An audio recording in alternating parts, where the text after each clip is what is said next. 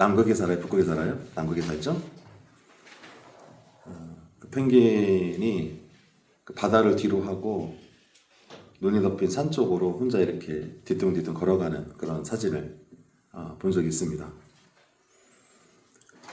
동물학자들이 얘기하기로는 그 펭귄이 이제 나이가 들어서 어떤 길의 방향이나 감각을 잃으면 그렇게 혼자 무리로부터 이탈해서 자기 생존과는 전혀 상관없는 곳으로 향하기도 한다, 그런 말도 합니다만, 그러나 아마 인간이라는 존재만큼은 저희들은 그런 것 같아요.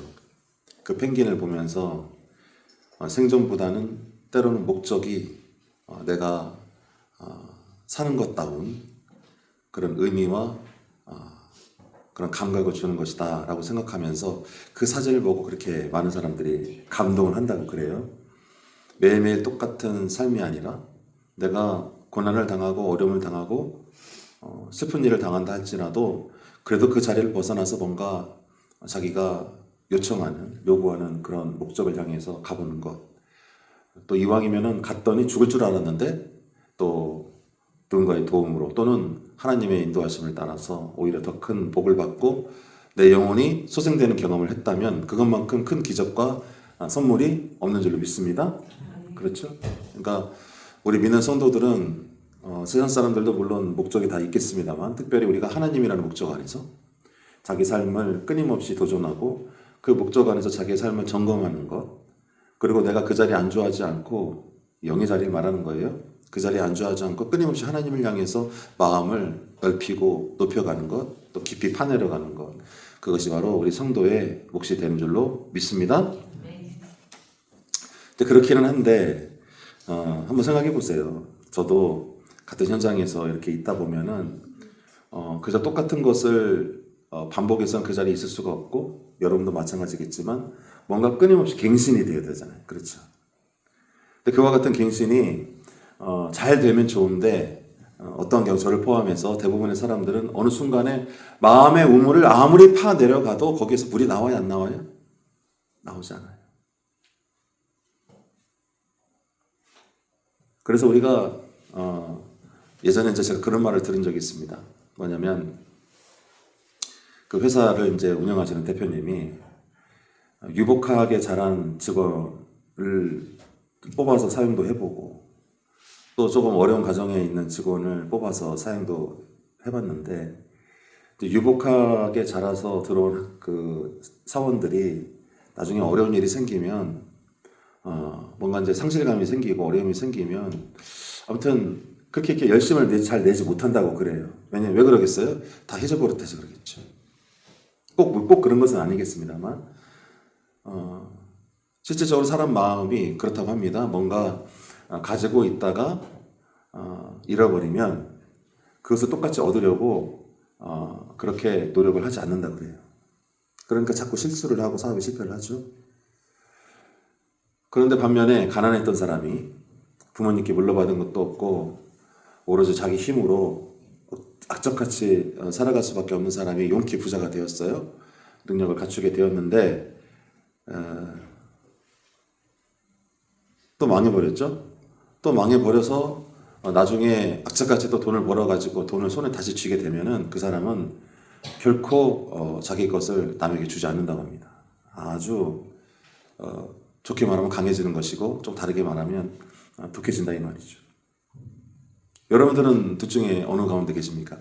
저는 살펴보니까 그러니까 어머님이 사랑을 받고 저희 아버지가 어릴 때 보면은 저희 형제들에게 어머니한테 이런 말씀을 많이 하셨어요. 과잉보호하지 마라. 애들이 스스로 힘을 내서 물고기를 낚는 법을 배울 수 있도록 자꾸 밀어내야지. 그렇게 다 해줘버릇하면은 애가 커서 뭐가 되겠냐. 근데 그 말이 참 지금도 마음에 남아요. 그때는 그게 서운하고 그렇긴 하지만 물론 저는 조금 비록 약간 어릴 때부터 이 집을 빨리 나가는 것이 내 신상에 도움이 되겠다 이제 그런 마음을 가졌긴 했습니다만 장남이기도 했고 지는 게 싫어서 아버지한테 지는 게 싫어서 그런 마음을 가진 적이 있었습니다만 근데 지나고 보니까는 아버지 말씀이 맞아요. 오히려 약간의 그런 결핍들이 우리 삶에 많은 도움이 되더라고요. 그런데 자기가 부족한 줄 알고 자기가 부유하더라도 마음을 비워서 낮춰서 좀 겸손하게 살아가다 보면 분명히 복은 되겠습니다만, 있든지 없든지 간에 반드시 우리가 겪는 일 가운데에 뭐랄까요, 상심을 겪고 말죠. 우리가 오늘 본문에도 나와 있습니다만, 이 상심이라는, 성경에서 말하고 있는 상심이라는 단어는 어떤 단어냐면, 한번 따라해 보실까요? 뿌리채, 뽑힌 것입니다. 상심이 뭐라고요? 그러면은 그 자리에서 뭔가가 새로운 마음이, 새로운 것이 자랄 수 있어요? 없어요? 없어요. 그게 바로 상심이에요. 도저히 회복될 수 없는 거. 도저히 내 힘으로는 아무것도 할 수 없는 거. 도저히 내 감정으로는 받아들일 수 없는 거. 마음을 쓰고 싶지도 않고 힘을 내서 일하고 싶어도 되지도 않고 아무것도 할 수 없는 그 공허하고 지치고 상한 심령의 상태가 바로 상심의 상태인 것입니다. 모세가 자기가 기억하지 못할 때 어미로부터 어떻게 보면 버림을 받아서, 그러나 왕궁의 공주에 의해서 건짐을 당하고 그 이집트 왕자로서 살아가게 되었죠. 그랬던 그가 자기 백성에 매일 맞는 것을 보고 어찌어찌 하다가 야반도주하게 되었습니다. 그리고 그 야반도주한 상태에서 약 40년 동안 목동으로 넋이 빠진 채로 살아가게 되었죠. 모세는 많은 것들을 가지고 있다가 다 잃었어, 안 잃었어요? 다 잃었어요. 자기가 그 높은 고양된 의식과 그 신분과 능력을 가지고도 실패를 경험한 것입니다. 그러니까 우리가 일반인들이 겪는 그런 상실보다도 클까요, 작을까요? 매우 큽니다. 그랬던 그가 40년 동안 바보처럼 살아갔던 그 시간들은 그러므로 우리가 충분히 이해할 수가 있는 거예요. 뿌리가 뽑혔는데 어떻게 자랄 수가 있겠어요?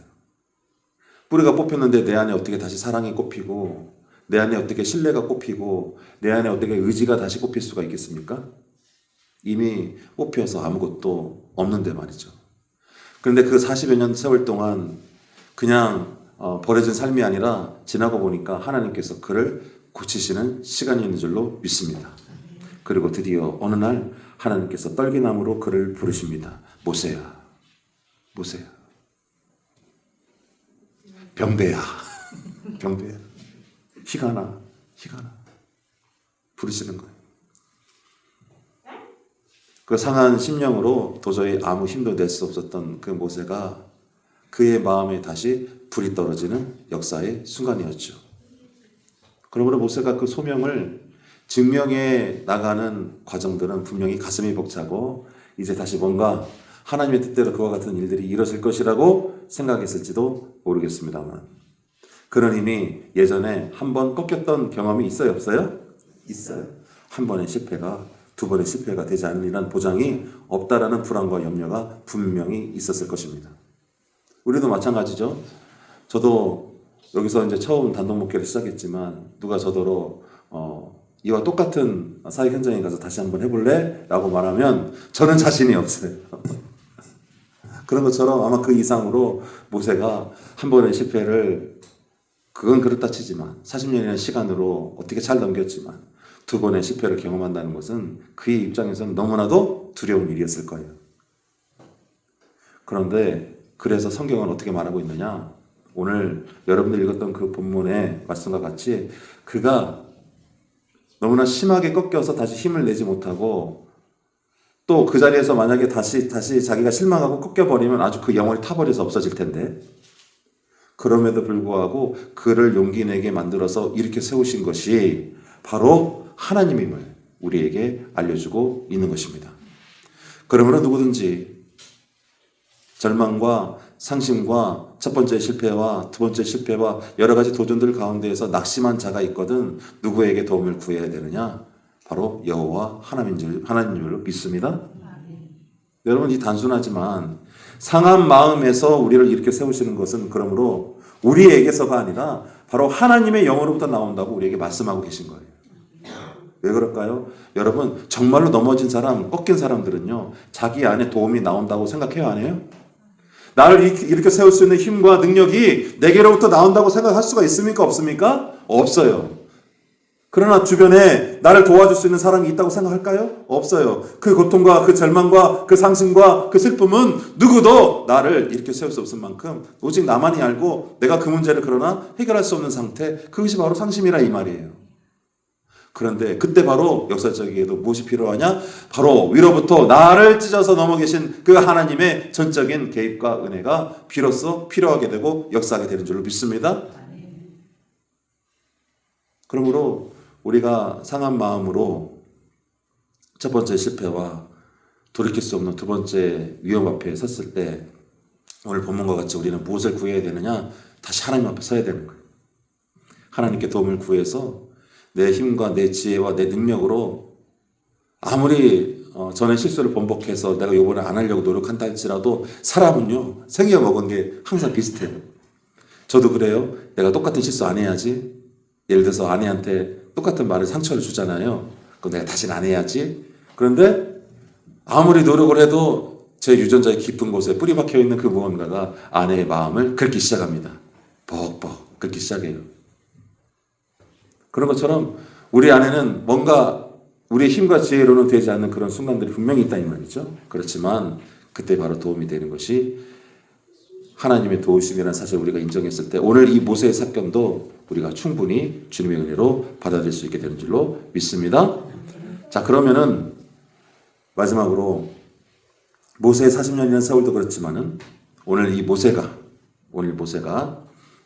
이스라엘 백성들을 찾아갔을 때 그들에게 여호와 하나님께서 하나님의 이름을 말씀드리고 또 그 하나님께서 그 언약을 기억하여서 너희들을 건져내려고 한다라고 말했을 때 그 이스라엘 백성들이 그 상태가 어땠죠? 한번 제가 읽어드릴게요. 9절의 말씀입니다.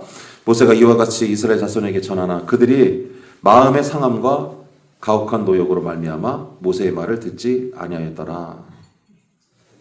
그런데 그 앞에 있는 본문의 내용을 보면 그들이 고통 가운데 신음하며 하나님을 찾고 있었어요. 할렐루야. 그러니까 이들이 하나님을 찾고 있지만 동시에 어떤 상태라는 겁니까? 상심하여서 도무지 새 힘을 낼 수가 없는 상태였죠. 그 주님께서 마치 모세가 그 백성들에게 일렀던 것처럼 이 현장으로 저희를 불러내셨고 또 지난 10년 가까운 세월을 통해서 깨달은 것이 하나 있습니다. 그게 바로 뭐냐? 하나님께서는 내가 가장 지치고 힘들었을 때 내가 아무것도 할 수 없었던 그 시간을 통해서도 광야로 인도하여 내셔서 그 광야에서 하나님의 위로부터 마음껏 사랑을 공급하여 주신다는 것입니다. 그러니까 여러분들이 아무리 상심하고 아무리 지치고 내가 도저히 할 수 없다 생각할지라도 하나님을 믿으세요. 하나님이 반드시 여러분들로 사랑할 만한 힘을 주시고 하나님이 반드시 여러분들로 살아갈 만한 지혜와 능력과 물질과 그 마음에 남들이 알지 못하는 기쁨을 허락하시게 되는 줄로 믿습니다. 바로 그거예요. 그러므로 누구든지 마음이 상했거든 그 마음조차도 갈라내서 다시 빛을 쬐어주시고 물을 뿌려주시고 영양분을 공급해주시는 그 하나님의 이름으로 일어서시길 또 반드시 일어서게 될 줄로 주님의 이름으로 축원합니다. 기도하겠습니다.